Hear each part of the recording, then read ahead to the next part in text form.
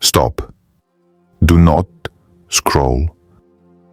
Because what I'm about to say may explain why your home feels heavy, why money slips through your hands, why peace disappears the moment you step inside, and almost no one connects it to this one place in their house. This isn't superstition. This isn't folklore. This isn't something old people say. Right now, at this exact moment, families across the world are unknowingly blocking blessings inside their own homes. Some are losing income. Some are arguing more. Some feel constant anxiety for no visible reason. And the scariest part? They cleaned. They renovated. They upgraded. Yet everything got worse. What if I told you that one small thing, commonly kept in the bathroom, can quietly drain your home's fortune without making a sound? You may already have it. You may be looking at it every day. And once you see this, you will never ignore it again.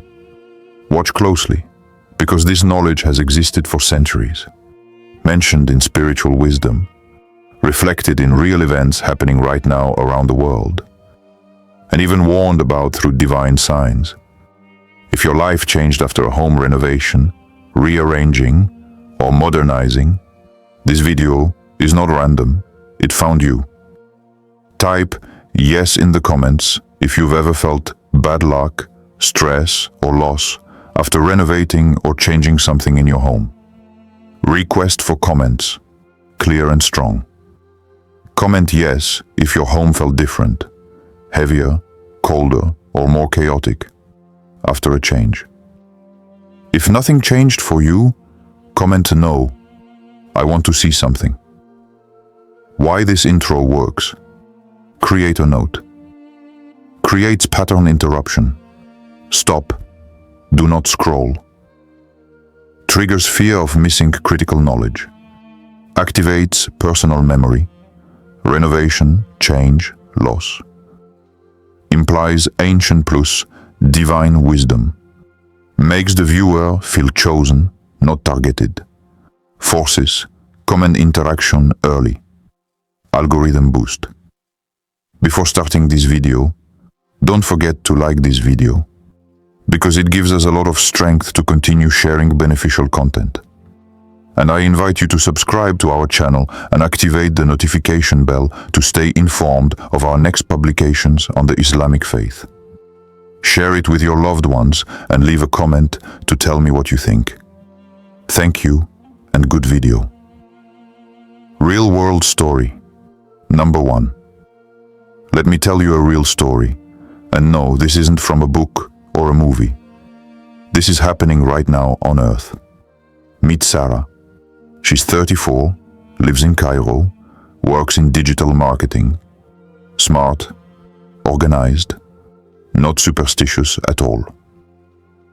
3 months ago, she renovated her apartment. New tiles, new lighting, a modern bathroom upgrade. During the process, a mirror cracked slightly at the corner. Nothing dramatic. The contractor said, "It's fine, just keep it in the cabinet for now." So she did. Weeks passed. First, her freelance payments started coming late. Then a client suddenly cancelled. No explanation. Then her washing machine broke. Then her rent increased unexpectedly. Small things, annoying things, but constant. Sarah said something strange began happening. Every time she entered her bathroom, she felt drained, heavy, like her thoughts slowed down. She ignored it, because who links emotions to a bathroom? One night, during a video call with her mother, she casually mentioned the broken mirror. Her mother went silent, then said, "Why would you keep something broken in a place meant for purification?" That sentence stayed with her. The next morning, Sarah removed the mirror completely, cleaned the space, let light in. She said nothing magical happened instantly, but within days, her mood shifted. Within weeks, Work stabilized. One old client returned. Another opportunity appeared, unexpectedly. Coincidence? Maybe. But here's what matters. The same pattern is repeating right now in homes across the world. Small, neglected things. Broken items. Ignored spaces. And people feel the consequences without ever knowing the source. And Sarah's story is only the beginning. Pause for a moment. Has something small and ignored ever slowly disrupted your life? This forces self-reflection without accusation. Request for comments. High engagement. Comment your story. What small, unimportant thing ended up changing your luck or peace? Even if it sounds strange, write it. Others need to read it. Why this step works. Feels modern, grounded and realistic. Avoids claiming instant miracles, builds trust. Connects emotion to space to outcome. Makes viewers feel safe to share. Primes the audience for spiritual explanation. Next, Quranic contextualization.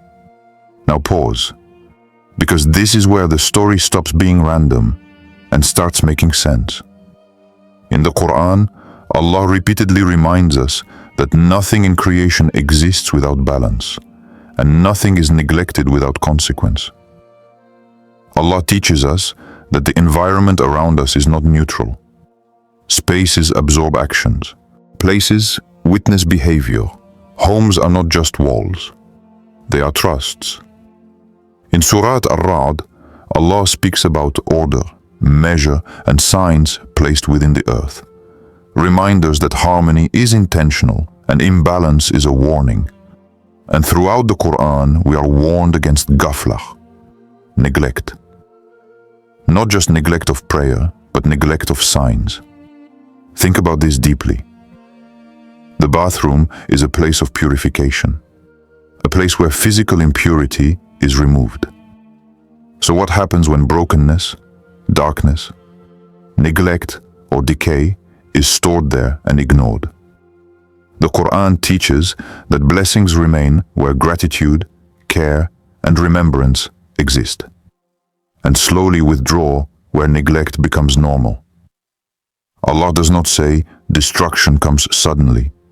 Often it comes quietly, gradually, through loss of ease, loss of peace, loss of barakah. This is why the Prophet, peace be upon him, taught cleanliness as part of faith, not as a surface habit, but as a spiritual state. What we tolerate in our spaces reflects what we tolerate in our hearts. Sarah's story isn't about a mirror. It's about amana, responsibility. When something broken is hidden and ignored, the soul feels it before the mind understands it. And the Quran reminds us again and again, those who reflect will see the signs. Your home is not just where you live. It is where angels visit or avoid. And this is why small, neglected things matter more than we think. Imagine your home as an amana, a trust from Allah. How do you protect it spiritually? Request for comments. Community building. Comment one thing you do to spiritually cleanse or protect your home, even something simple. Your comment may remind someone else of a forgotten Sunnah. Why this step works. Avoids superstition. Anchors meaning in Quranic principles. Introduces ghaflah, neglect, as the real danger. Elevates the bathroom from place to spiritual function. Connects cleanliness to faith, to barakah. Encourages faith-based discussion in comments, the science and the unseen. Now here's where people get uncomfortable. Because science actually confirms part of this. Researchers around the world have documented how damp, poorly ventilated bathrooms become breeding grounds for mold and bacteria. And no, this isn't just about allergies. Studies show that long-term exposure to mold and cluttered, decaying environments can increase stress hormones, disrupt sleep, lower concentration, and quietly affect decision-making. When the mind is clouded, choices suffer. When choices suffer, finances, relationships, and peace often follow. That's the seen part. But science also admits something important. It doesn't measure everything. It studies what instruments can detect, not what the soul feels.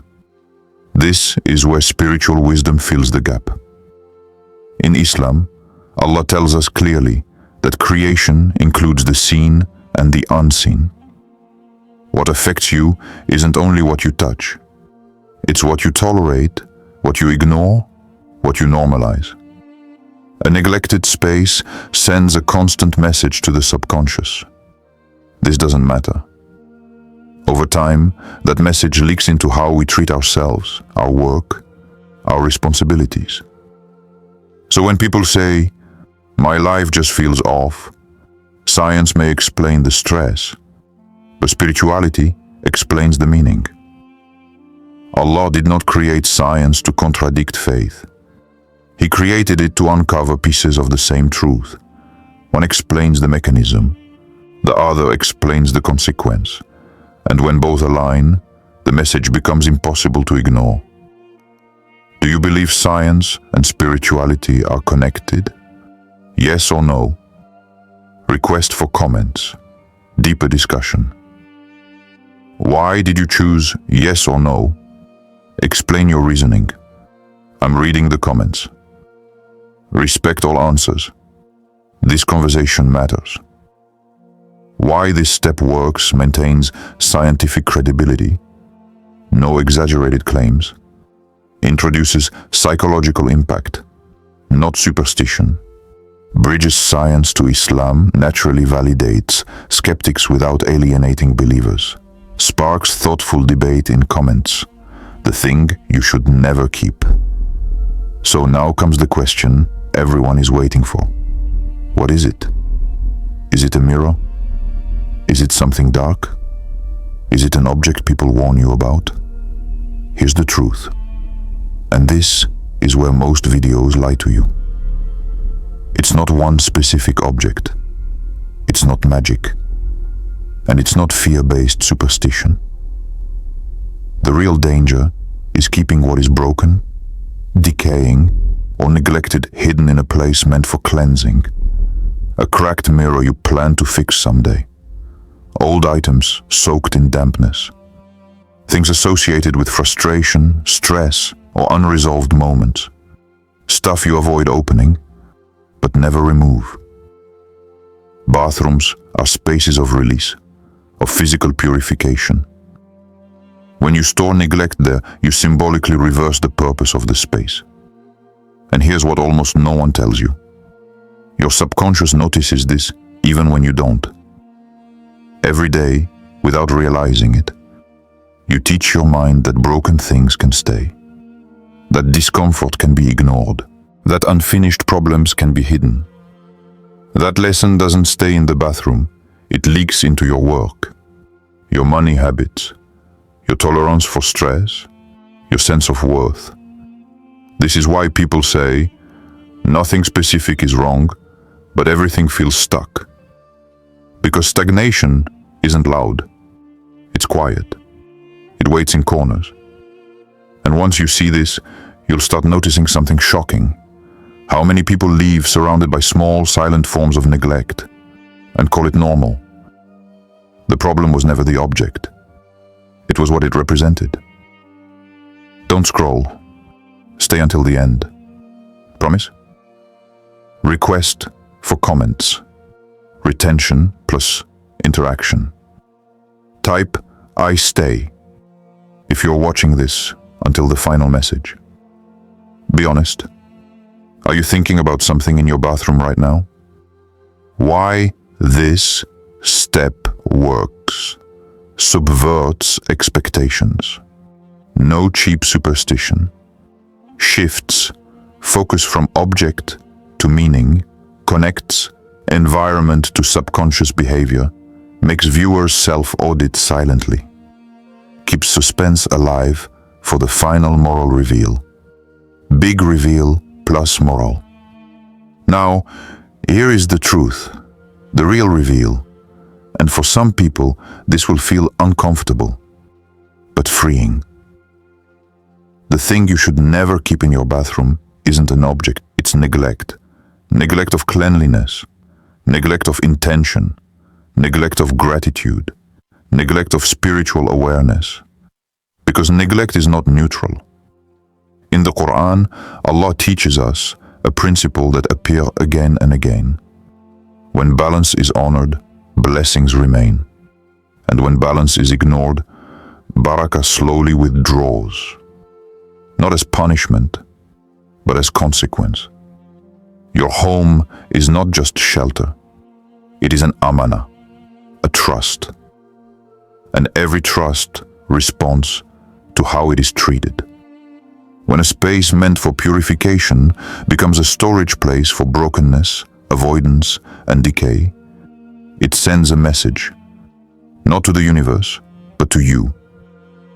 It teaches the soul to tolerate disorder, to delay responsibility, to normalize what should be resolved.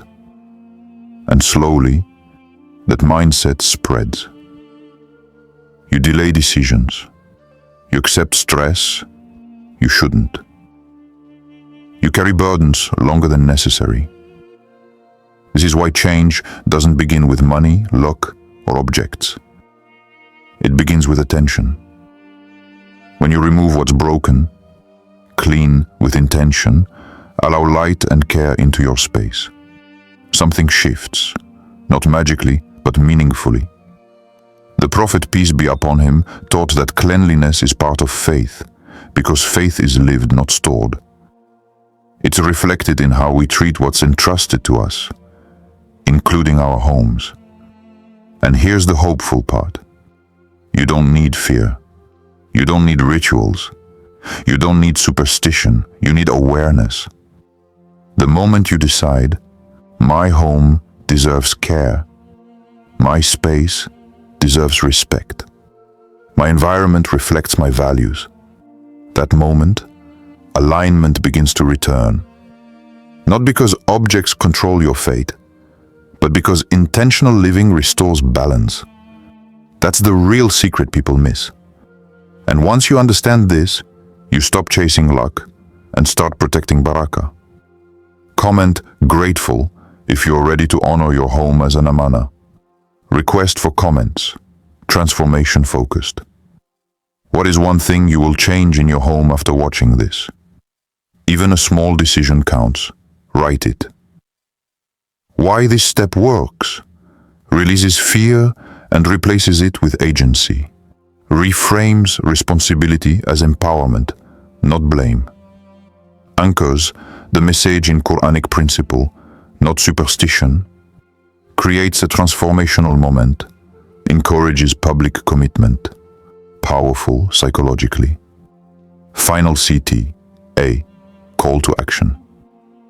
If this video made you pause, even for a moment, don't keep it to yourself.